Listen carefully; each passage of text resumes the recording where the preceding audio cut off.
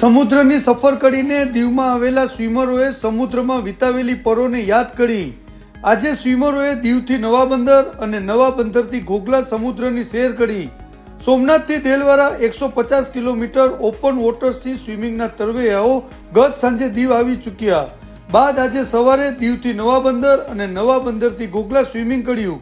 આજે તેઓને સતત 8 દિવસ થયા।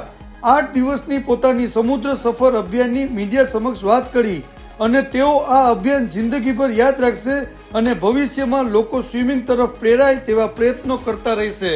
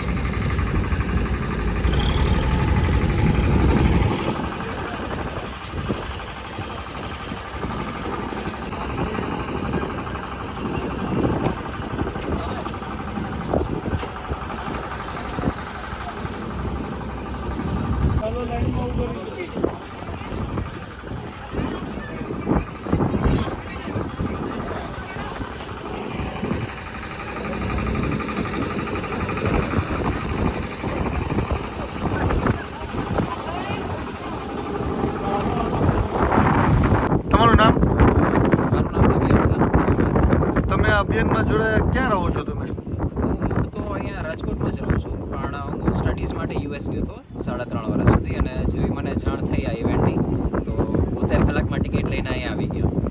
તો તમે આજથી જોડાયા આમાં? હા, હું આજથી જોડાયો। કેવું લાગ્યું આજે તમને?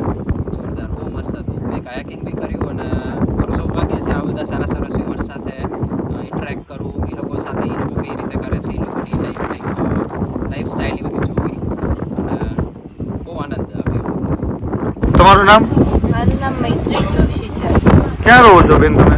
હું મૂળ રાજકોટની છું પણ હું અત્યારે અભ્યાસ અર્થે કેનેડામાં છું। તમે આ સમુદ્ર અભિયાનમાં ક્યારે જોડાયા? હું પહેલા દિવસથી જ આ સમુદ્ર અભિયાન ઇનફેક્ટ આ સમુદ્ર અભિયાનનો જ્યારે વિચાર ચાલુ થયો ત્યારથી હું જોડાયેલી। તમારું શું કામગીરી હોય છે આ અભિયાનમાં? આ અભિયાનમાં હું ક્રૂ મેમ્બર્સમાં છું, ઓફિશિયલ્સની ટીમમાં। તો એમાં ગાઈડ કરવા, પ્લેયર્સને ગાઈડ કરવા, પછી રસ્તામાં આવતા પ્લાસ્ટિક કે કચરો હોય અને ઘણીવાર એવું હોય કે કરંટ્સ અલગ અલગ નાના પીણામાં પ્લેયર્સને સારી સેફ જગ્યાથી સાઈડ આ પહેલા પણ તમે સમુદ્ર અભિયાન કરેલું છે કે? હા, મેં આની પહેલાં દ્વારિકાથી સોમનાથ સુધીનું જે સમુદ્ર અભિયાન હતું 250 કિલોમીટરમાં ભાગ લીધો હતો। એમાં એઝ અ સ્વિમર મેં ભાગ લીધો હતો કે દ્વારકાથી તરવાનું ચાલુ કર્યું અને સોમનાથ સુધી અને એનું કન્ટિન્યુએશન છે કે હવે અમે સોમનાથથી દેલવાડા સુધી કરીએ છીએ। તમે આ અભિયાનથી દેશની જનતાને શું મેસેજ આપવા માંગો છો? આ દેશની જનતાને એક મેસેજ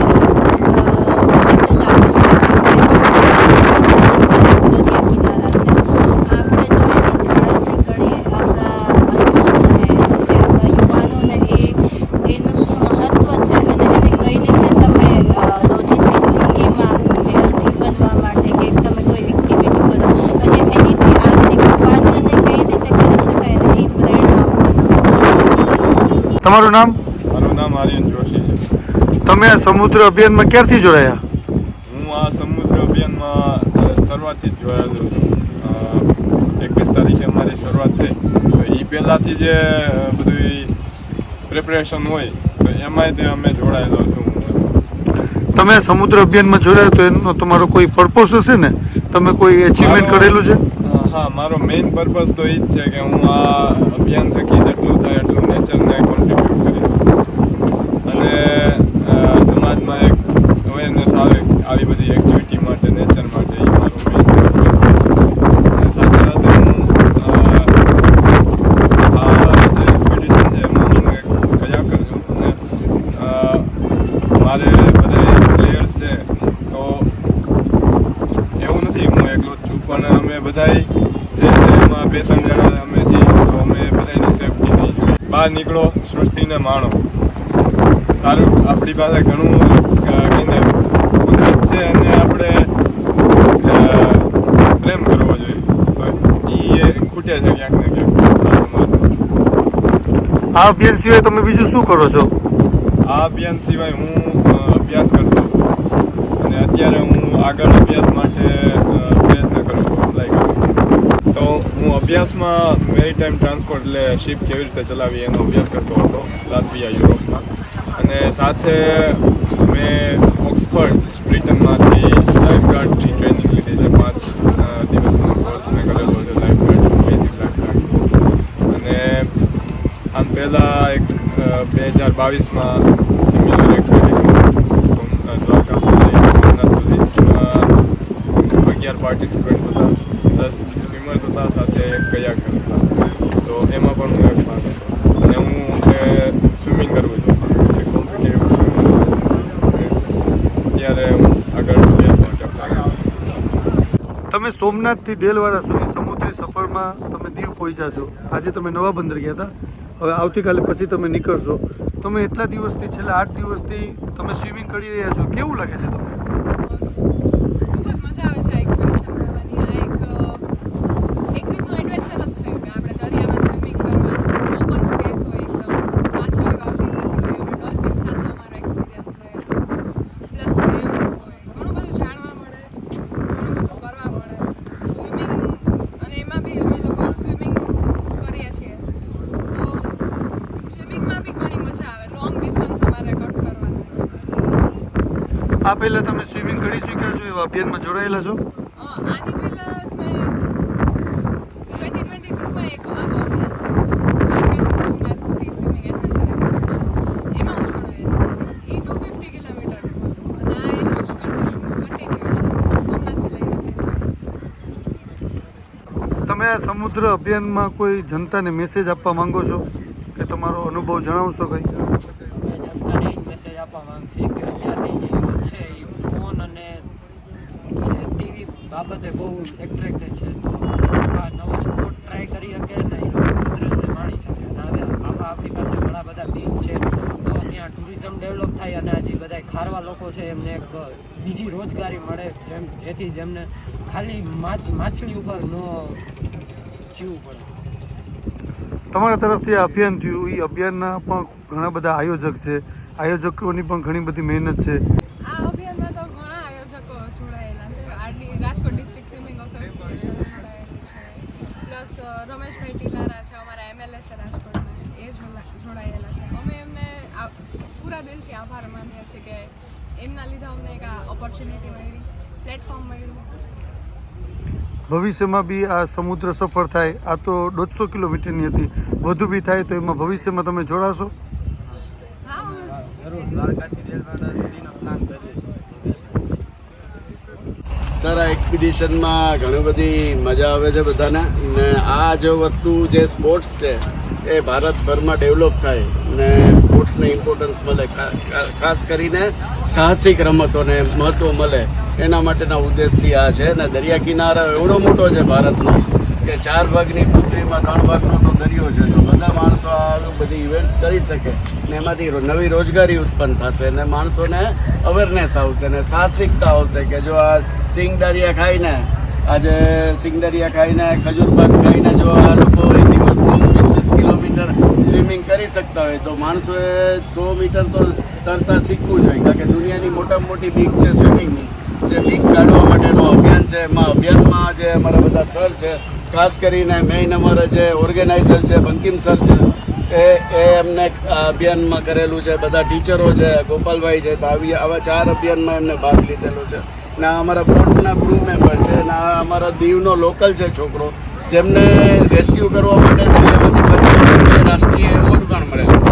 તો અમારી ટીમ છે ને આ એકબીજાના મદદથી જ આ બધું શક્ય થાય છે. આવડી મોટી ઇવેન્ટ છે, તો આવી નવી વસ્તુઓ દુનિયાના બધા માણસો અમારી સાથે જોડાશે. ઇંગ્લેન્ડના માણસો જોડાશે, અમેરિકાના જોડાશે, યુરોપિયન્સે આ ઇવેન્ટ્સમાં જોડાશે, કારણ કે ત્યાંના દરિયા છે ને એ બહુ ચીલ્ડ હોય છે, એટલું બધું સ્વિમિંગ કરી ના શકાય. અહીંયા ભારતમાં એકદમ એટમોસ્ફિયર છે એ નેચરને સેટ કરે એવું છે. તો આ દરિયાનું જ્યારે આપણું દીવ છે એ કુદરતી સ્ટેડિયમ છે, તો આમાં જે આપણા ઘણા બધા ભાઈઓ છે જે ટેન્ડિયા છે એની પાસે અહીંયા ઓછામાં ઓછા કયાક જે કહે છે આ લોકો જે ઇંગ્લિશમાં, એવા ટેન્ડિયા અહીંયા 500 છે, તો એને રોજગારી મળશે ને અવેરનેસ આવશે. ને પ્લસ વસ્તુ સફાઈ અભિયાન જે છે એ દરિયો છે જે આ ગંદકી કરે છે, દરિયો આપણે ઘણું બધું આપે છે, એની સામે આપણે દરિયાને ગંદકી આપી છે, તો એ આપણે દરિયાને ચોખ્ખો રાખવો જોઈએ. એ એક અવેરનેસ આવશે ને એમાંથી જે માણસોને છે ને નેચરનો પૂરેપૂરો સનલાઇટનો પૂરેપૂરો ઉપયોગ, ને જે બધા સ્કિનની ને ચિંતા કરે છે, તો આ બધા 15 વર્ષના 20 વર્ષના 15 થી 20 વર્ષના જ બાળકો છે સર. ને બધા જે કહે ને કે બધાના પેરેન્ટ્સ પ્રેમ કરતા હોય, પણ આજે ટ્રેનિંગ બહુ ઇમ્પોર્ટન્ટ છે સર. ભરતભાઈ, તમે આ અભિયાનથી દીવ કલેક્ટર સાહેબને કે દીવ પ્રશાસનને કોઈ મેસેજ આપવા માંગો છો? હું પ્રશાસકને મેસેજ આપવા માંગીશ કે ભાઈ હું આ ગામનો જ છું, ઘોઘલા ગામનું મારું વતન છે, ને જો હું આ એક્સપિડિશન કરી શકું તો પ્રશાસનને, ગવર્મેન્ટને, સ્પોર્ટ્સ ઓથોરિટી જો સપોર્ટ કરે તો મારા કરતાં તો હજારો છોકરાઓ સારા છે જેની પાસે સ્ટેમિના છે, તાકાત છે, ઉંમર છે, દીવના, ઘોઘલાના, વણાકબારાના, તો એને પ્રોપર ગાઈડ કરીને એમના માટે એડવેન્ચરના ને સ્પોર્ટ્સના તમામ દરવાજા ખોલી નાખવામાં આવે. કોઈ પણ જાતનું રિસ્ટ્રિક્શન વિના એમને ફ્રી સ્પોર્ટ્સ કરવા દેવામાં આવે, તો એની સાથે બાળકો બહાર નીકળી જશે, કારણ કે નેચરલ છે, જીન્સમાં છે. વાવાઝોડું થાય, વરસાદ થાય, તોફાન થાય ત્યારે તો એને અંદરથી તરવરાટ થાય છે. તો આવા બાળકોની પાસેથી કામ લેવામાં આવે, ને જે એમના ગવર્મેન્ટ સર્વન્ટ છે એમની પાસે સ્ટ્રિક્ટ થઈને સારું કામ લેવામાં આવે, તો દીવના બાળકો ઇન્ટરનેશનલ લેવલ સુધી જઈ શકે છે.